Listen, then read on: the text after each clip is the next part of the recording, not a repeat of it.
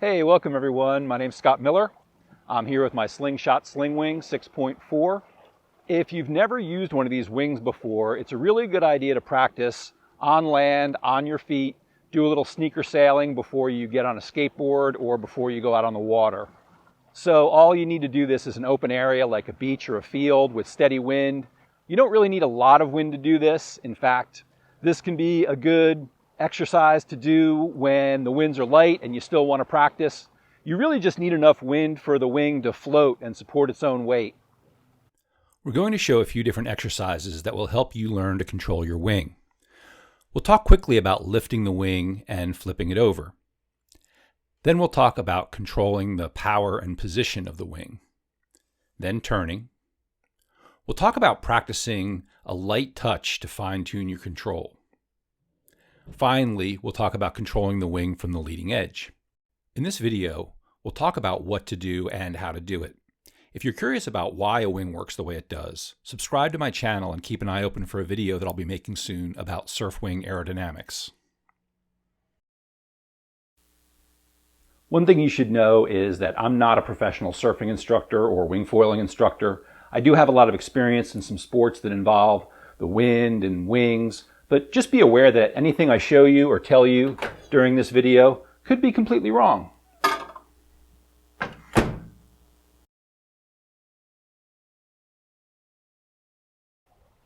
So I'm standing here with my wing upside down the way it would be if I just inflated it. You want to follow the manufacturer's recommendations and instructions to inflate your wing. And I'm wearing my leash. It's always a good idea to wear a leash even when you're handling the wing here in the grass. You don't want this thing flying away and getting a hole in it or hitting somebody in the head or knocking over somebody's beer. I'm standing upwind of the wing right now, so the wind is blowing from the left side of the screen. This is the position that you'll want to be in when you pick up the wing. To pick up the wing, grab one of the handles near the leading edge. The first thing you'll notice about these wings is that they really want to fly. If it's windy enough, the wing will float in your hand, even when it's upside down. There are a couple of ways to turn the wing over. You can use a rocking motion like this. Rock the wing back and forth a few times, and then lift up on one side of the nose to flip it over. Some people prefer to slide their hands along the wing until they're holding the wing sideways from the wingtip. They flip the wing over from the side, then slide their hands back up to the luff handle at the nose of the wing. Try both ways and see what works best for you and your wing. This isn't too difficult, but when you go out on the water, you want to be able to do this without even thinking about it. So spend at least a few minutes practicing on land.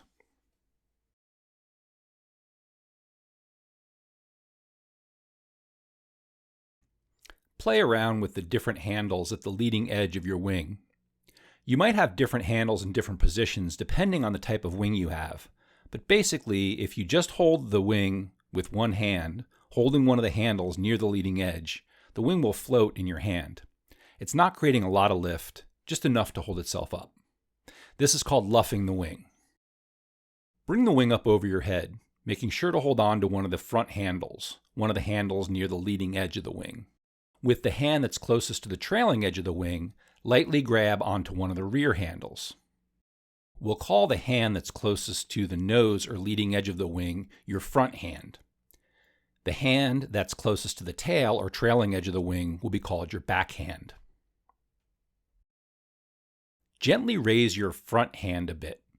You'll feel the wing create more lift. The more you tilt the nose of the wing up, the more power you'll feel, up to a certain point. Bringing the nose down or letting the tail come up will reduce the lift and depower the wing. Letting go completely with the back hand will make the wing luff and fully depower it. Letting go with the front hand generally isn't helpful. The wing will fly right above your head, but you can also fly it tilted to one side of your body. Learning how to control this requires a bit of practice. If I leave my back hand pretty much where it is and gently push my front hand away from my head, out and down towards the front of my body, the wing will tilt or bank toward the front of my body. When I bring my back hand out and down in front of my body, the wing stops tilting and will stay in front of my body. I can gently bring my front hand back up over my head, followed by my back hand to bring the wing back up above my head.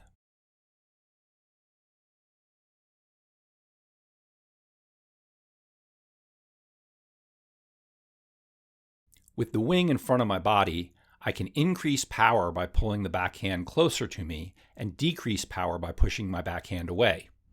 This will feel familiar if you windsurf. It's just like sheeting in and out with a windsurfing sail.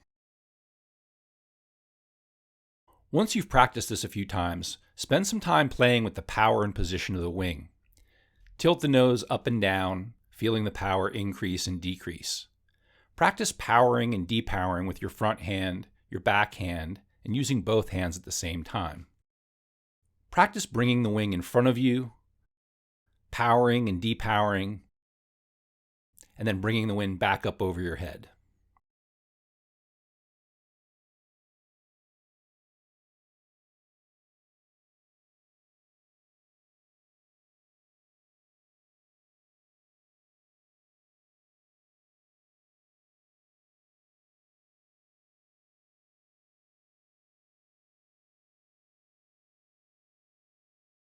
There are basically two ways to turn with the wing. Right now, the wind is coming from the left side of the screen.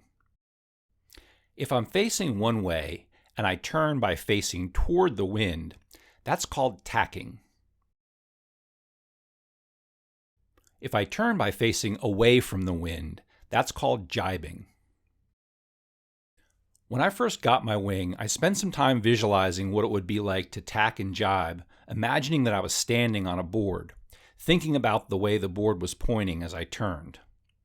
Here's what I would suggest instead. Practice turning your body under the wing while letting the wing luff above your head. I'm going to let the wing luff, then turn my body, switch hands, power up a little, then depower, turn again, power up, depower, and turn. Also practice switching your stance. Keep your upper body facing one way and hold the wing still in your hands, but switch your feet so your back foot is now your front foot. Practice adjusting the power and position of the wing while you're in this switch stance. If you practice this enough, it will make it easier to learn basic tacks and jibes once you're on the water or a skateboard. I've personally found this practice more helpful than trying to visualize turning on the board while I'm standing here on land. It's normal to think that you have to hold onto the wing tightly. That's not a bad idea. But once you can comfortably control the wing, try lightening your grip, even to the point where you're just holding it with your fingertips. Practice controlling the position and power of the wing while holding it with just a light touch. This can help you get a much better feel for how the wing is responding to what you're doing with your hands.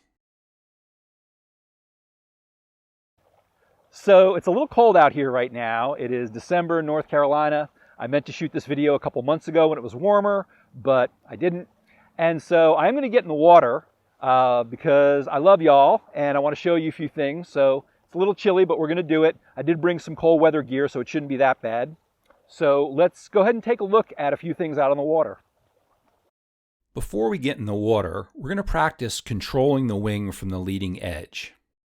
Hold on to the wing with one hand, not holding on to the luff handle at the very front, but holding on to one of the other handles a little bit farther back.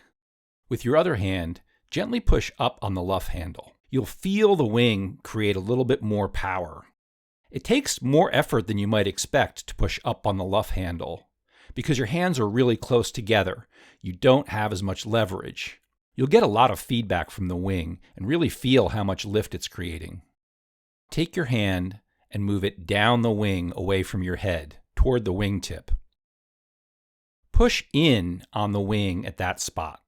You'll feel the wing bank or tilt just the way it does when you move your front hand out in front of you when you're holding the wing above your head.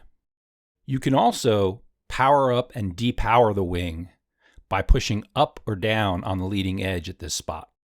So when would you use this? Well, you might not use it at all, but it is good to practice this, and it's good to know how to control the wing this way. When I first started practicing with the wing on my sup, I found that I could lift the wing up and start controlling it from the leading edge to very quickly generate a little power and start steering. This helped me avoid one of the common problems that people have when they're using a wing with a sup, which is that they get blown downwind really quickly. Controlling with the leading edge lets you start steering right away as soon as you lift the wing up. By controlling the wing from the leading edge, I can get a little forward movement going even when there's just a super light breeze. When the leaves on the trees are barely moving, I can get my board moving forward a little bit. This could be nice to know if you're ever out on the water and the wind dies on you. This could maybe be a little bit easier than paddling. So before we go, I just want to make a few acknowledgments, say a few thank yous. When I first got my wing, I watched some videos that were made by Alan Cadiz and Robby Naish and Slingshot. Those are really helpful, and so I'm including links to those videos in the description for this video, so you can go check those out if you want. And if you enjoyed this video, go ahead and give it a like. Go ahead and subscribe to my channel. I'll probably be making some more videos like this in the future.